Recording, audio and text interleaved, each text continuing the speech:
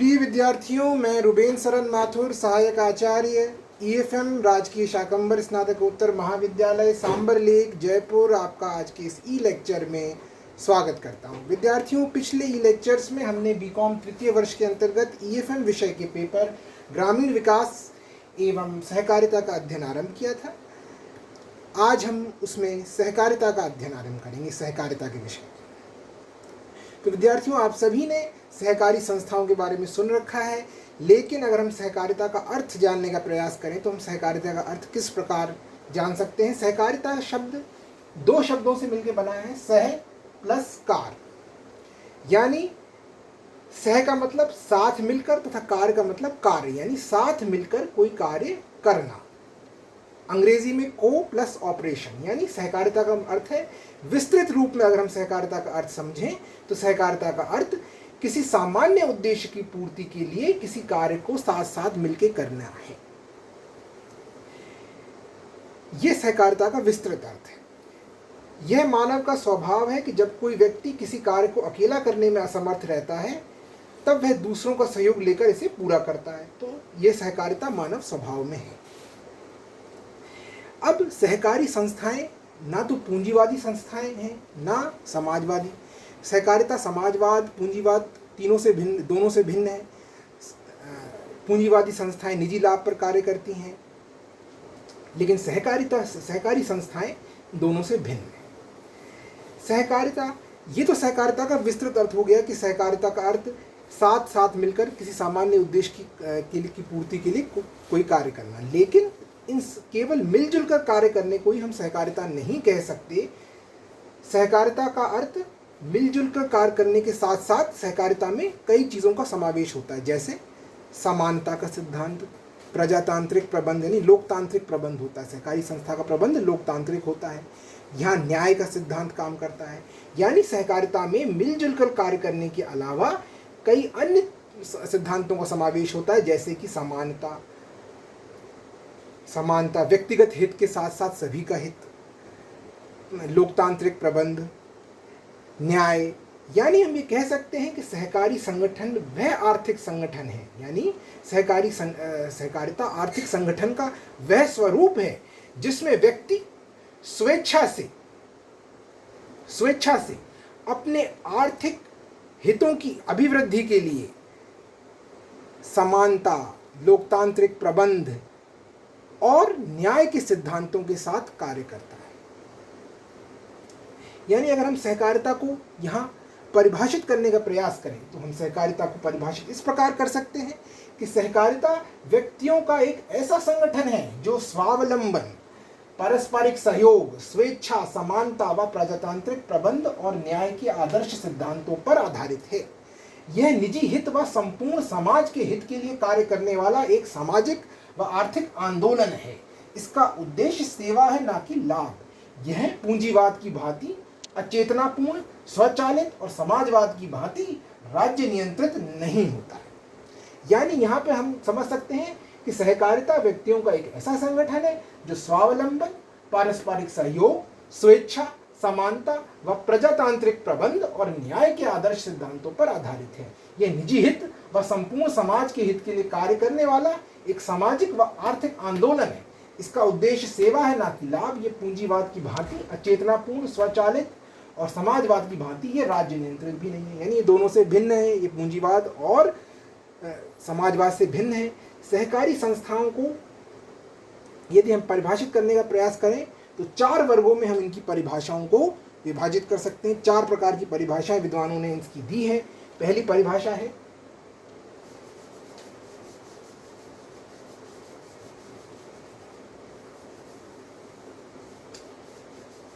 यहाँ पे चार प्रकार की परिभाषाओं का हम अध्ययन करेंगे कि सहकारिता की चार प्रकार की परिभाषा। पहली परिभाषाएं वो हैं जो पारस्परिक सहायता द्वारा आत्म सहायता के सिद्धांत पर आधारित है। पारस्परिक सहायता के द्वारा आत्म सहायता के सिद्धांत पर आधारित है।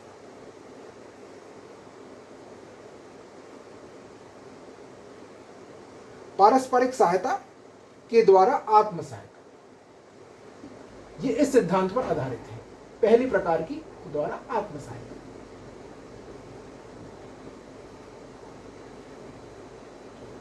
दूसरी परिभाषाएं वो हैं जो आर्थिक हितों में अभिवृद्धि के सिद्धांत पर आधारित हैं। आर्थिक हितों में अभिवृद्धि, आर्थिक हितों में अभिवृद्धि।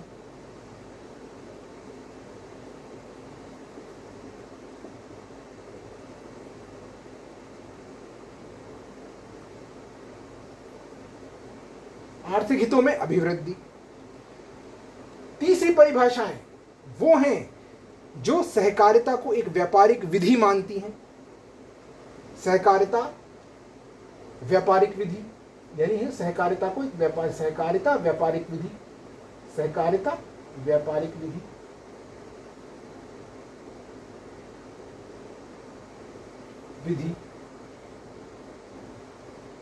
और चौथी परिभाषाएं वो हैं जो वैधानिक परिभाषाएं हैं, जो किसी एक्ट में या किसी विधान में दे रखी। वैधानिक परिभाषा,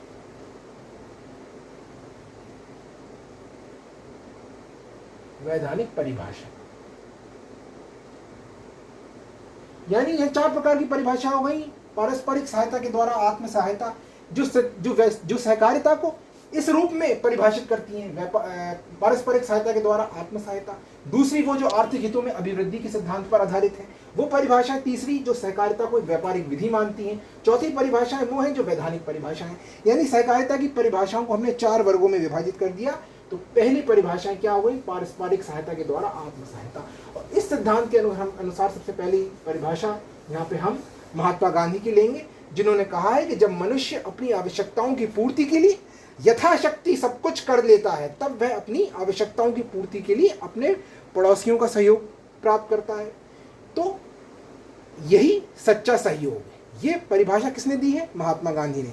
उन्होंने कहा कि जब मनुष्य अपनी आवश्यकताओं की पूर्ति के लिए यथाशक्ति सब कुछ कर लेता है, तब वह अपनी आवश्यकताओं की पूर्ति के लिए यथाशक्ति सब कुछ कर लेता है, तब वह अपनी आवश्यकताओं की पूर्ति के लिए अपने पड़ोसियों को सहयोग प्राप्त करता है। यही सच्चा सहयोग है। यानी अगर वह स्वयं किसी कार्य को नहीं कर पाता है तो वो दूसरों के सहयोग से इस कार्य को करता है। तो ये सहकारिता है। इसी श्रेणी में अगली परिभाषा एम.टी. हैरेक ने दी है। एम.टी. हैरेक वह कहते हैं कि सहकारिता स्वेच्छा से संगठित ऐसे व्यक्तियों की क्रिया है जो सामूहिक लाभ या हानि के लिए पारस्परिक प्रबंध के अंतर्गत अपनी शक्तियों, संसाधनों या दोनों का सम्मिलित ढंग से उपयोग करते हैं।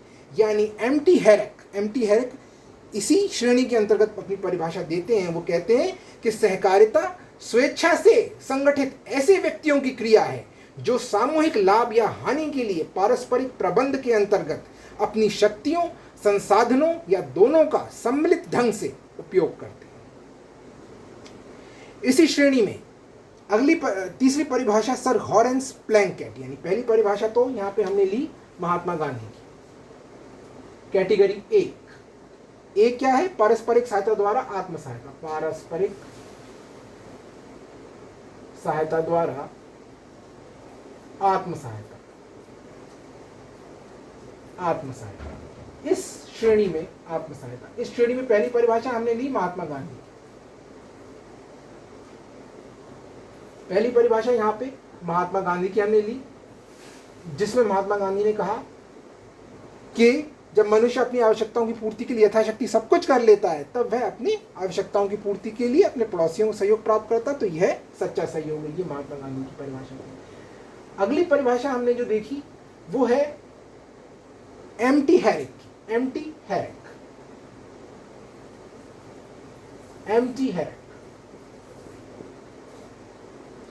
हैरेक की इन्होंने क्या कहा? इन्होंने कहा कि सहकारिता स्वेच्छा से संगठित ऐसे व्यक्तियों की क्रिया है जो सामूहिक लाभ या हानि के लिए पारस्परिक प्रबंध के अंतर्गत अपनी शक्तियों, संसाधनों या दोनों का सम्मिलित ढंग से उपयोग करते हैं। ये एम.टी. हैरेक की परिभाषा। तीसरी परिभाषा यहाँ पे है सर हॉरेंस प्लैंकेट की। सर हॉरेंस प्लैंकेट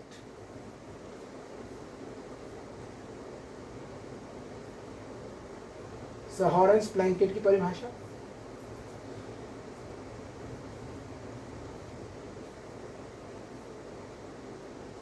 ये कहते हैं कि सहकारिता संगठन द्वारा स्वावलंबन को प्रभावपूर्ण बनाने की विधि है। यानी ये कहते हैं कि cooperation is self help made effective by organisation. यानी सहकारिता संगठन द्वारा स्वावलंबन को प्रभावपूर्ण बनाने की विधि है। यानी ये कहते हैं सर हॉरेंस प्लैंकेट। यानी तीसरी परिभाषा हो गई हॉरेंस प्लैंकेट की। उन्होंने कहा कि सहकारिता संगठन द्वारा स्वावलंबन यानी सेल्फ हेल्प को प्रभावपूर्ण बनाने की विधि है, यानी इफेक्टिव बनाने की विधि है। अगली परिभाषा है हम यहाँ सहकारिता योजना समिति 1946 की लेंगे, द कोऑपरेटिव प्लानिंग कमेटी। वो सहकारिता को परिभाषित करती है इसी श्रेणी के अंदर। चौथी परिभाषा, सहकारिता संगठन का वह स्वरूप है जिसके अंतर्गत मनुष्य स्वेच्छा एवं समानता के आधार पर अपने आर्थिक हितों की अभिवृद्धि हेतु संगठित होते हैं। यानी सहकारिता संगठन का वह स्वरूप है जिसके अंतर्गत मनुष्य स्वेच्छा से समानता के आधार पर अपने आर्थिक हितों की अभिवृद्धि हेतु संगठित होते हैं। जो व्यक्ति संगठित होते हैं उनका एक समान आर्थिक उद्देश्य होता है, कॉमन इकोनॉमिक ऑब्जेक्टिव। जो व्यक्ति संगठित होते हैं उनका एक समान आर्थिक उद्देश्य होता है, जो अधिकांश व्यक्तियों की आर्थिक स्थिति खराब होने के कारण व्यक्तिगत रूप से पूरा नहीं किया जा सकता है, किंतु इस व्यक्तिगत दुर्बलता पर वे अपने संसाधनों को एकत्रित कर पारस्परिक सहायता द्वारा आत्म सहायता को प्रभावशाली बनाकर पारस्परिक नैतिक बंधन को सुदृढ़ बनाते हुए विजय प्राप्त कर सकते हैं। यानी ये परिभाषा कोऑपरेटिव प्लानिंग कमेटी ने दी। उन्होंने कहा कि cooperation is a form of organisation in which persons voluntary associate together on a basis of equality for the promotion of their economic interest. Those who come together have a common economic position or a large majority of them. This element of individual weakness is overcome by the pooling of their resources by making self-help effective through mutual aid and by strengthening the bonds of making solidarity between them. यानी सहकारिता योजना समिति ने सहकारिता को परिभाषित इस प्रकार किया है। यानी चौथी परिभाषा यहाँ सहकारिता योजना समिति की हो गई, सहकारिता योजना समिति, सहकारिता योजना समिति।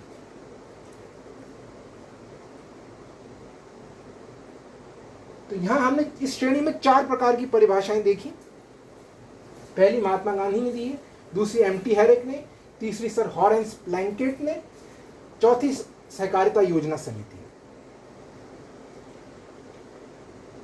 अब हम अगली श्रेणी की बात करते हैं। अगली श्रेणी उन परिभाषाओं की है जो सहकारिता को आर्थिक हितों में अभिवृद्धि के सिद्धांत पर परिभाषित करती हैं। यानी बी कैटेगरी की परिभाषा।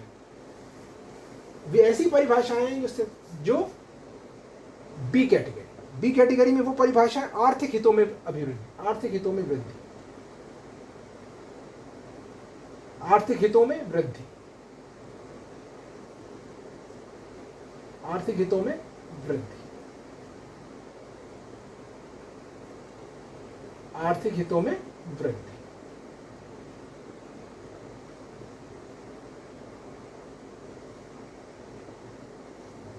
आर्थिक हितों में वृद्धि, तो इसमें पहली परिभाषा E.H. कैलवर्ट की है। E.H. कैलवर्ट कहते हैं कि सहकारिता संगठन का वह स्वरूप है जिसमें व्यक्ति स्वेच्छापूर्वक समानता के आधार पर मानव की हैसियत से अपने आर्थिक हितों की वृद्धि के लिए संगठित होते हैं। यानी E.H. कैलवर्ट कहते हैं कि सहकारिता संगठन का वह स्वरूप है जिसमें व्यक्ति स्वेच्छापूर्वक समानता के आधार पर मानव की हैसियत से अपने आर्थिक हितों की अभिवृद्धि के लिए संगठित होते हैं। यानी cooperation is a form of organisation wherein persons voluntarily associate together as human being on a basis of equality for the promotion of economic interest of themselves. यानी ये परिभाषा E.H. कैलवर्ट ने, किसने दी है? E.H. कैलवर्ट ने। E.H.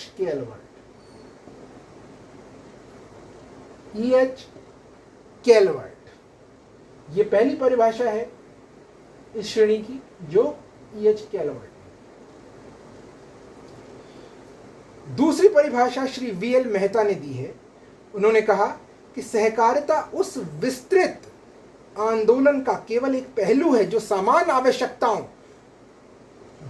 आवश्यकताएं रखने वाले और समान आर्थिक लक्ष्यों की पूर्ति के लिए संगठित होने वाले व्यक्तियों के स्वैच्छिक संगठनों का प्रवर्तन करता है। यानी V.L. मेहता, यहाँ पे V.L. मेहता, दूसरी परिभाषा यहाँ पे V.L. मेहता ने दी है। V.L. मेहता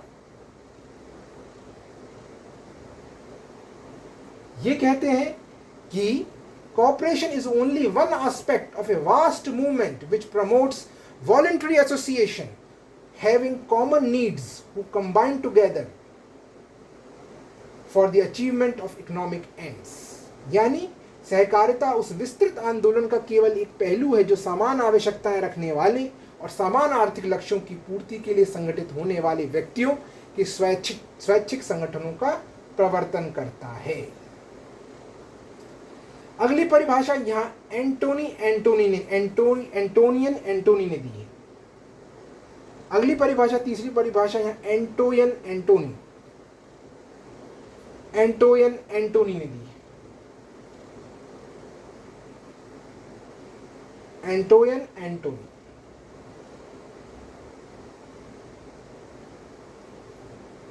ये कहते हैं कि एक सहकारी समिति सामाजिक, आर्थिक तथा शैक्षणिक लक्ष्यों की पूर्ति करने में संलग्न व्यक्तियों का एक ऐसा संगठन है जो लोकतंत्र तथा सामूहिक स्वामित्व के सिद्धांतों के अनुसार कार्य करता है। ये कहते हैं एंटोनी कि एक सहकारी समिति सामाजिक, आर्थिक तथा शैक्षणिक लक्ष्यों की पूर्ति करने में संलग्न व्यक्तियों का एक ऐसा संगठन है जो लोकतंत्र तथा सामूहिक स्वामित्व के सिद्धांतों के अनुसार कार्य करता है।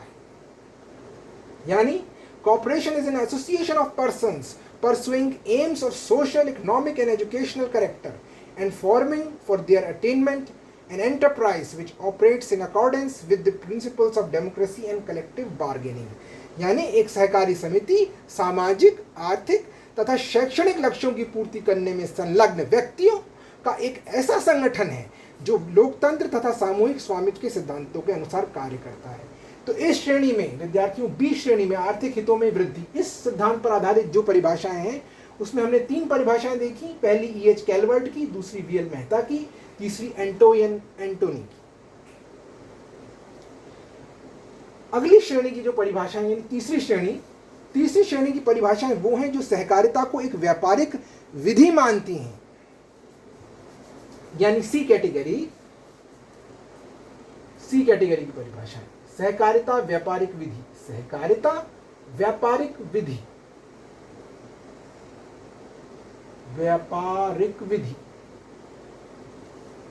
ये सहकारिता को एक व्यापारिक विधि मानती हैं। इस कैटेगरी में, इस श्रेणी में पहली परिभाषा C.R. फे देते हैं। C.R. फे यानी पहली परिभाषा इस कैटेगरी में हम C.R. फे की परिभाषा को रखेंगे। C.R.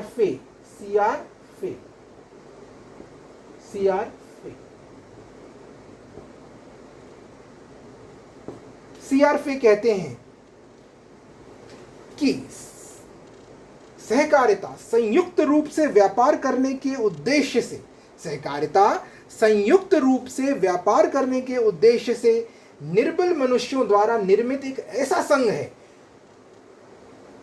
मनुष्यों द्वारा निर्मित एक संघ है। यानी सहकारिता संयुक्त रूप से व्यापार करने के उद्देश्य से निर्बल मनुष्यों द्वारा निर्मित एक संघ है और इसका संचालन निस्वार्थ भाव से इन शर्तों पर होता है कि वे सभी लोग जो इसकी सदस्यता संबंधी कर्तव्यों को ग्रहण करेंगे,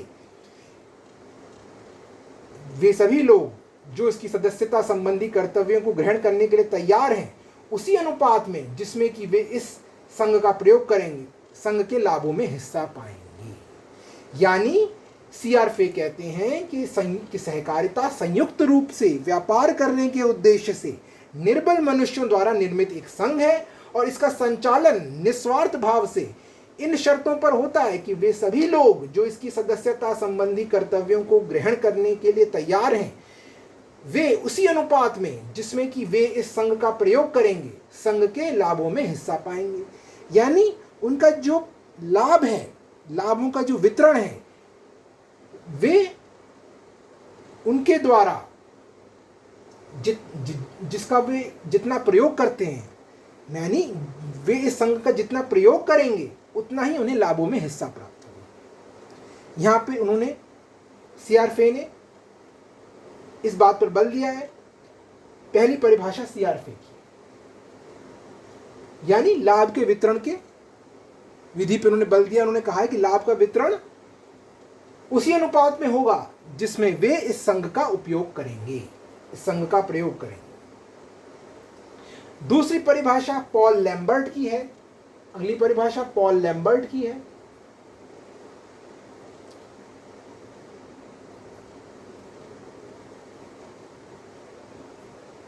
पॉल लैम्बर्ट कहते हैं सहकारिता को परिभाषित करते हुए कि सहकारी समिति एक ऐसी संस्था है जो उपभोगकर्ताओं द्वारा बनाई गई व संचालित की जाती है। यानी सहकारी समिति एक ऐसी संस्था है जो कि उपभोगकर्ताओं द्वारा बनाई व संचालित की जाती है, जिसमें जनतंत्र के नियमों का पालन किया जाता है, यानी लोकतंत्र के नियमों का पालन किया जाता है, और जिसका प्रत्यक्ष उद्देश्य अपने सदस्यों के साथ साथ संपूर्ण समुदाय की सेवा करना है। यानी पॉल लैम्बर्ट के अनुसार सहकारी समिति एक ऐसी संस्था है जो कि उपभोगकर्ताओं द्वारा बनाई व संचालित की जाती है, जिसमें जनतंत्र के नियमों का पालन किया जाता है, यानी लोकतंत्र के नियमों का पालन किया जाता है, और जिसका प्रत्यक्ष उद्देश्य अपने सदस्यों के साथ साथ संपूर्ण समुदाय, संपूर्ण कम्युनिटी की सेवा करना है। इसी श्रेणी में अगली परिभाषा सेलिगमैन की है।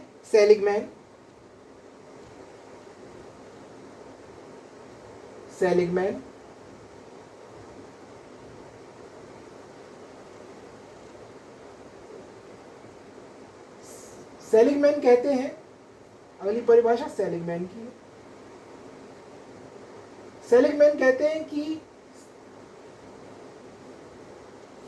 तकनीकी अर्थ में सहकारिता उत्पादन और वितरण की क्रियाओं में प्रतिस्पर्धा को त्याग कर सभी प्रकार के मध्यस्थों को हटाना है। यानी वे कहते हैं कि cooperation in A technical sense means the abandonment of competition in distribution and production and the elimination of middlemen of all kinds।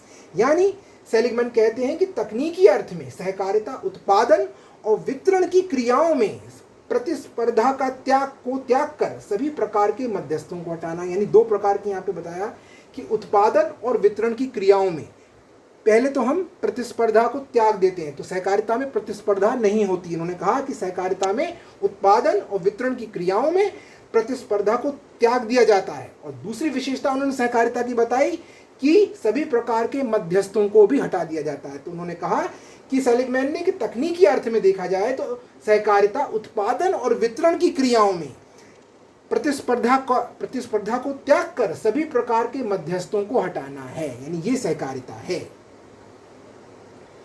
अगली परिभाषा चौथी रॉलैंड ने दी है। रॉलैंड कहते हैं कि सहकारिता एक दोहरा हथियार है। यानी अगली परिभाषा किसकी है? रॉलैंड की। रॉलैंड क्या कहते हैं कि सहकारिता एक दोहरा हथियार है जो एक ही बार में एक और समाजवादी राज्य की मृत अमूर्तताओं को और दूसरी ओर व्यक्तिवाद की विफलता पर चोट करता है। यानी सहकारिता समाजवादी राज्य की मृत अमूर्तताओं यानी और दूसरी ओर व्यक्तिवाद की विफलता पर चोट करता है। यानी समाजवाद में जो बुराइयां हैं और जो व्यक्तिवाद पूंजीवाद में जो बुराइयां हैं, व्यक्तिवाद में जो बुराइयां हैं, दोनों पर ये चोट करता है। ये समाजवाद और व्यक्तिवाद दोनों की बुराइयों का ये उनको हटाता है। यानी उन्होंने कहा कि सहकारिता एक दोहरा हथियार है जो एक ही बार में एक और समाजवादी राज्य की मृत अमूर्तताओं और दूसरी ओर व्यक्तिवाद की विफलता पर चोट करता है। तो इन्होंने समाज यहाँ पे एक प्रकार से सहकारिता को दोनों से, समाजवाद और व्यक्तिवाद दोनों से अच्छा बताया है। यहाँ पे 4 परिभाषाएं हुई। अगली परिभाषा जो श्रेणी है वह वैधानिक परिभाषाएं हैं।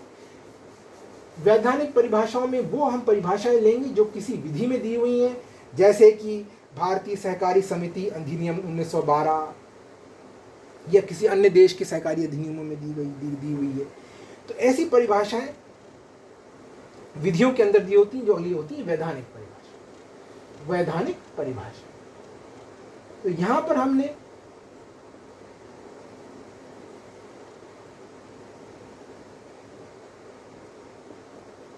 जैसे यहां पे हम भारतीय सहकारी समिति अधिनियम 1912 की परिभाषा को लेंगे सहकारी समिति की, तो वो कहते हैं कि सहकारी समिति एक ऐसी समिति है जिसका उद्देश्य सहकारी सिद्धांतों के अनुरूप अपने सदस्यों के आर्थिक हितों में वृद्धि करना है। यानी सहकारी समिति एक ऐसी समिति है जिसका उद्देश्य सहकारी सिद्धांतों के अनुरूप अपने सदस्यों के आर्थिक हितों में वृद्धि करना है।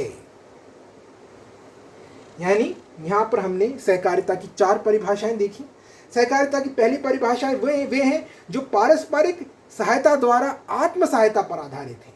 दूसरी परिभाषाएं वे हैं जो आर्थिक हितों में वृद्धि पर आधारित हैं। तीसरी परिभाषाएं वे हैं जो सहकारिता एक व्यापारिक विधि मानती हैं। चौथी परिभाषाएं वे हैं जो वैधानिक परिभाषाएं। यहाँ पे हमने साथ ही साथ हमने देखा कि सहकारिता की पहली श्रेणी में परिभाषाएं पहले हम महात्मा गांधी, एम.टी. हैरेक, सर हॉरेंस प्लैंकेट, सहकारिता योजना समिति 1946 की हमने देखी। अगली परिभाषाएं यहाँ पे आर्थिक हितों में वृद्धि के सिद्धांत पर आधारित परिभाषाएं, जिनमें E.H. Calvert, V.L. Mehta, Antony की परिभाषाएं हैं। तीसरी श्रेणी की परिभाषाएं वे हैं जो सहकारिता को एक व्यापारिक विधि मानती हैं। उसमें हमने C.R. फे, पॉल लैम्बर्ट, सेलिगमैन और रॉलैंड की परिभाषाएं देखी। वैधानिक विधि की परिभाषा में हमने भारतीय सहकारी समिति अधिनियम 1912 की परिभाषा देखी। यानी अगर हम सहकारिता का अर्थ समझने की कोशिश करें तो हमने देखा कि सहकारिता का अर्थ हम किस प्रकार समझ सकते हैं कि सहकारिता व्यक्तियों का एक ऐसा संगठन है जो स्वावलंबन, पारस्परिक सहयोग, स्वेच्छा, समानता व प्रजातांत्रिक प्रबंध और न्याय के आदर्श सिद्धांतों पर आधारित है। ये निजी हित व संपूर्ण समाज की हित के लिए कार्य करने वाला एक सामाजिक व आर्थिक आंदोलन है। इसका उद्देश्य सेवा है, ना कि लाभ। यह पूंजीवाद की भांति अचेतनापूर्ण, स्वचालित और समाजवाद की भांति राज्य नियंत्रित नहीं होता है। यानी ये एक प्रकार की उचित परिभाषा हो गई। सहकारिता का अर्थ भी हो गया, परिभाषा भी हो गई। एक व्यापक परिभाषा ये हो गई कि सहकारिता व्यक्तियों का एक ऐसा संगठन है जो स्वावलंबन, पारस्परिक सहयोग, स्वेच्छा, समानता व प्रजातांत्रिक प्रबंध और न्याय के आदर्श सिद्धांतों पर आधारित है। यह निजी हित व संपूर्ण समाज के हित के लिए कार्य करने वाला एक सामाजिक व आर्थिक आंदोलन है। इसका उद्देश्य सेवा है, न कि लाभ। यह पूंजीवाद की भांति अचेतनापूर्ण, स्वचालित और समाजवाद की भांति राज्य नियंत्रित भी नहीं होता है। यानी हम ये देख सकते हैं कि सहकारिता का जो मूल मंत्र है वह है सब एक के लिए व एक सब के लिए। यानी हम ये कह सकते हैं कि each for all and all for each. यानी सहकारिता का मूल मंत्र अगर हम देखें तो हम कह सकते हैं कि each for all and all for each. Each for all and all for each,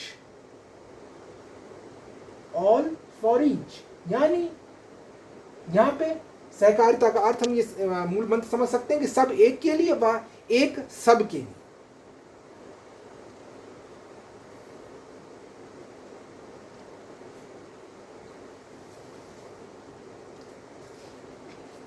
यानी आज हमने विद्यार्थियों हमने सहकारिता का अर्थ जानने का प्रयास किया। हमने समझा कि सहकारिता की परिभाषाएं कितने प्रकार की हैं। उन सभी परिभाषाओं को हमने पढ़ा। हमने पढ़ा कि सहकारिता का अर्थ क्या होता है। सहकारिता के बारे में E.R. बोवेल कहते हैं सहकारिता के बारे में कि सहकारिता निर्माण का सार्वभौमिक उपकरण है। प्रोफेसर मिल कहते हैं सहकारिता ने मानव को संघर्ष व वर्ग भेद के स्थान पर सहयोग व आपसी समझ से रहने के लिए प्रेरित किया है। यानी सहकारिता पारस्परिक सहयोग द्वारा मानव के आर्थिक विकास का मार्ग प्रशस्त करता है। यानी सहयोग की भावना मानव में मूल रूप से है, पहले से ही विद्यमान। और इस बारे में प्रोफेसर ताल्मिकी कहते हैं सहकारिता के बारे में कि सहकारिता केवल व्यापारिक संस्था ही नहीं, अपितु यह व्यापार और सेवा की भावना का सम्मिश्रण है। प्रोफेसर ताल्मिकी कहते हैं कि सहकारिता केवल व्यापारिक संस्था ही नहीं है, अपितु वह व्यापार और सेवा की भावना का सम्मिश्रण है, जो शुभ चिंतन, बंधुत्व तथा सामूहिक भावना की जागृति करता है। यानी यहाँ पे हम सहकारिता का अर्थ समझें। सहकारिता का एक हमने विस्तृत अर्थ समझा। विस्तृत अर्थ में तो सहकारिता साथ मिलकर कार्य कर, किसी सामान्य उद्देश्य की पूर्ति के लिए साथ मिलकर कार्य करना है। लेकिन अगर हम सहकारिता का अर्थ समझने की कोशिश करें तो केवल साथ मिलकर काम करना ही नहीं, सहकारिता में समानता, प्रजातांत्रिक प्रबंध, न्याय, व्यक्तिगत हित के साथ सभी का हित, ये सब आदर्श भी सम्मिलित होने चाहिए। यानी सहकारिता एक ऐसा आर्थिक संगठन है जिसमें व्यक्ति इन सब आदर्शों के साथ कार्य करते हैं अपने आर्थिक हितों की अभिवृद्धि के लिए। तो आज के ई लेक्चर में विद्यार्थियों हमने सहकारिता का अर्थ समझा, सहकारिता की परिभाषाओं को समझा। आगे की ई लेक्चर्स में सहकारिता का आगे का भाग हम कवर करेंगे। आज की ई लेक्चर में इतना ही। बहुत बहुत धन्यवाद।